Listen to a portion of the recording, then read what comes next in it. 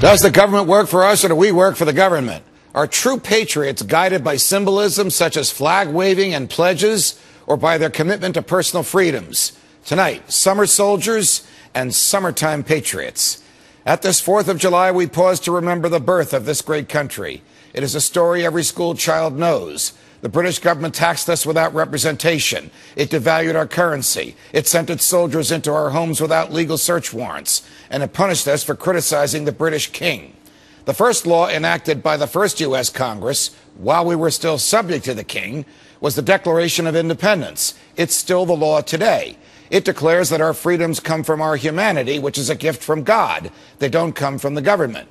The British king believed that our freedoms came from him, and he claimed the power to expand them or shrink them as he saw fit. Enough was enough. We fought a revolution. We won the revolution. We wrote a constitution. The Constitution is the supreme law of the land. It was written to create and to limit the federal government. We know that because the framers famously feared big government. Thus, they added the Bill of Rights to the Constitution. The Bill of Rights is intended to keep the government off our backs by making it unlawful for the government to interfere with our freedoms, our inalienable rights, as Jefferson called them. This is not an academic argument. If the Declaration of Independence and the Constitution mean what they say, then we should be able to rely on our own free choices as we move through life on earth, and not on the commands of the government. George Washington believed that the individual is greater than the state, because the individual has a divinely created immortal soul, and the state is a mere human creation based on force. As creatures of God and as rational thinking beings, we have a right to live and a right to exercise all of our freedoms. One of the quintessentially American freedoms is the right to be left alone, the right to be yourself, the right to be different, the right not to conform. This right was recently played out in Eugene City, Oregon, where the governing body had a heated dust-up last week over a proposed ban on reciting the Pledge of Allegiance at the start of every town council meeting.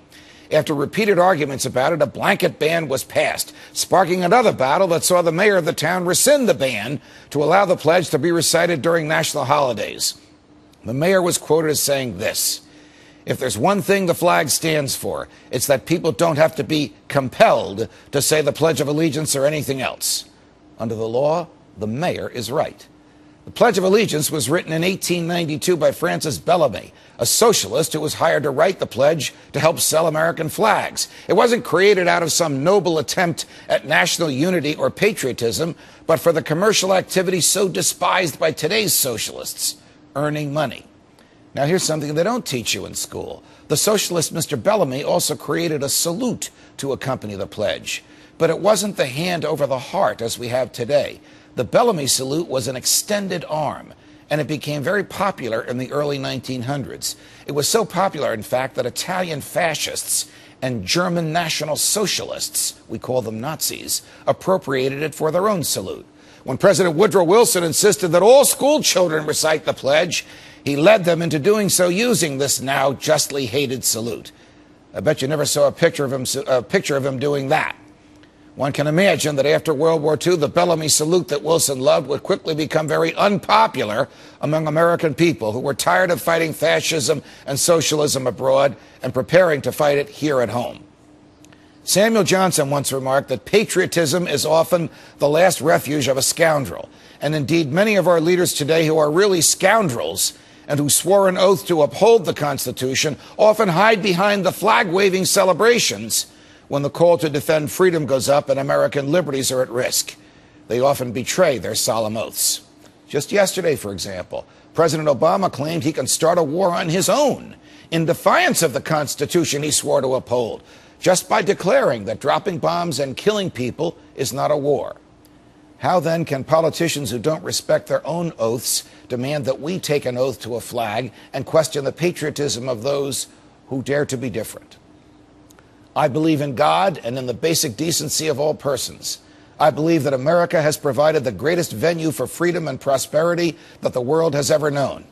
But if the government can ignore the Declaration of Independence and reject the Constitution, if it can force people to speak when they'd prefer to remain silent, then this great venue for freedom will pass away. On this 4th of July, I pledge my gratitude to the framers who gave us the Declaration of Independence and the Constitution, and who believed in the primacy of the individual and the inalienability of our personal freedoms.